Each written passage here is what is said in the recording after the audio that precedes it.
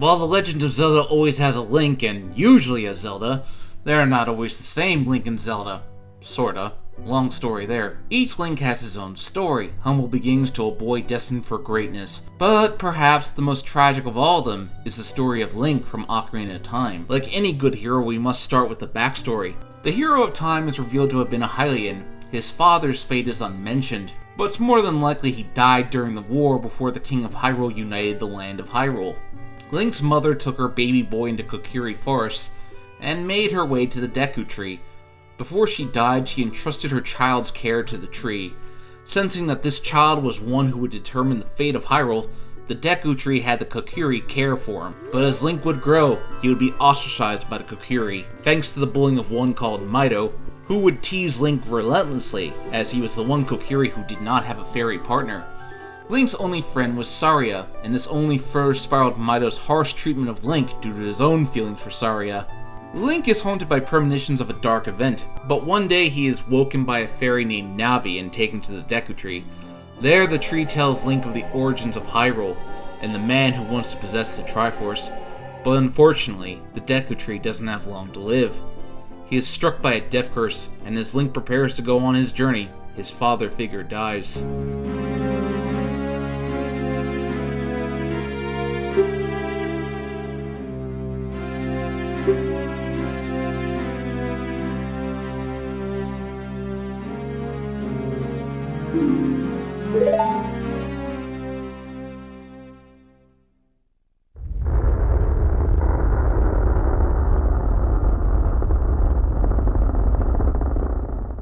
Mido would in turn blame Link for the Deku Tree's death, further ostracizing him from the Kokiri. After a tender farewell with his only friend and a memento of the time they spent together, Link ventures out into a whole new world, seeing Hyrule with his own eyes, and then meeting Zelda and making new connections out in the world, all for the sake of keeping Ganondorf from entering the Sacred Realm. But Ganondorf anticipated this, and when Link awakens, he is now an adult and finds that the world he knew has been ravaged, and he's partially to blame for this. Think about this, Link may be 17 in body, but mentally, he's probably not grown much due to being sealed away for 7 years, so he's probably shell-shocked at all that he's seen. Link is able to fix the damage Ganondorf was able to do, but all the friends he made as a child become sages to help seal Ganon away, meaning they can never again interact with the material world. Link shoulders on in the hope that he will meet Zelda again, and finally the moment of truth appears, and Link is able to defeat and seal Ganon away. But Zelda makes the choice to return Link to his time from 7 years ago, to regain his lost years. But you get the sense Link doesn't want to leave. The journey was long, and now he's leaving the world that he saved. Upon returning to his childhood, Navi takes her leave as well. Why she does this is unclear, but as she filled her role assigned by the Deku Tree, she has served her purpose. Thus, the only person who remembers all that Link went through has left his life. He does tell Zelda of Ganondorf's plan and stops it from happening, but all the heroics he did will never be known to this timeline. Unbeknownst to him, the world he left behind remembers him as a legendary hero, but here, it's never to be known. Zelda herself tells him that while she doesn't remember any of it, she feels a connection to him, thus that bond is still felt across time. So Link travels in search of Navi, the one who remembered all of it. Did he ever find her?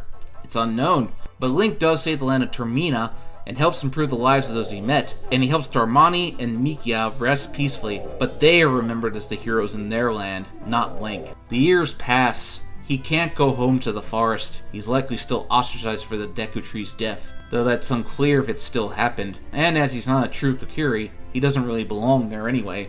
But the hero of time is filled with regret, as despite everything he has done, no one remembers. He travels the world and saves whoever he can, but it's not enough. He still could have done more, and he's sad that he's not remembered as a hero.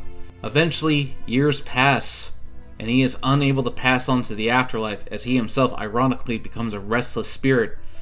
But yet he meets his descendant and decides to teach him his sword techniques. Now, while it's not directly stated in the game itself, there are hints that the hero's shade is the hero of time.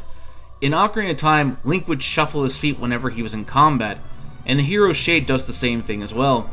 The manga adaptation greatly expands the hero's shade's role, and plays up that he was once the hero of time, even making a surprise appearance to help fight Ganondorf at the end.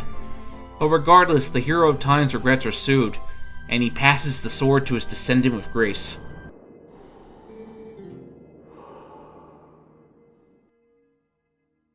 After this, I imagine Link was back in his green tunic, and being welcomed to the afterlife by his Zelda, Navi, and the sages, finally earning his happy ending. Thanks for watching. If you liked this video, please hit that bell, like, and subscribe button. If you want to support what I do, check out my Patreon, which is provided in the description below. See you next time.